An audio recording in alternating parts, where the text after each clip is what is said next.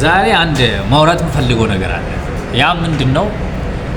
ከሀገር ቤት ወጣችሁ ውጭ የምትኖሩ ልጆች ስነ ምግባራችሁ በጣም ተበላሽቷል።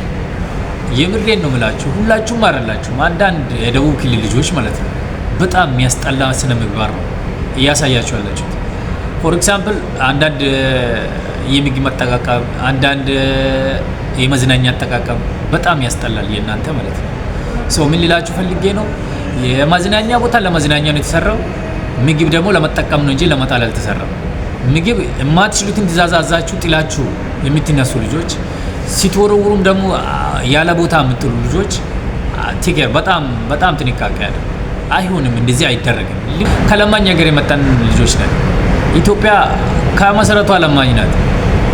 ስለዚህ ሰርተን እኛ የጠፋውን ስም ለማስቀየር ለመለወጥ ነው ከሀገር የምንወጣው የትም የምንሰደደው ማለት ነው። ስለዚህ የትም ሀገር ያላችሁ ልጆች የምግብ አጠቃቀማችሁን በስነ ስርዓት አድርጉ።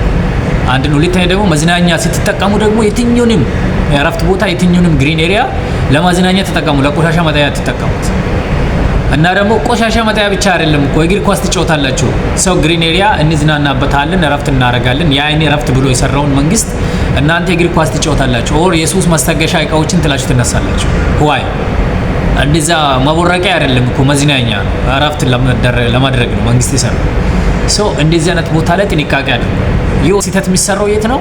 እዚህ አረብ ኤሚሬቶች ላይ ያላችሁ ሰዎች፣ የትኛውም አረብ ኤሚሬቶች ላይ ያላችሁ ልጆች የሆነ በዓል ይመጣል፣ ጭራሽ እዛው ጠጥታችሁ እዛው በልታችሁ እዛው ትተኛላችሁ፣ እዛውም ደግሞ ታድራላችሁ ከፈለጋችሁ ማለት ነው።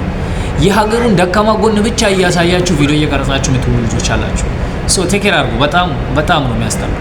ስለዚህ አንዳንድ ማስተካከል ያለባችሁን ጸባይ ያስተካክሉ።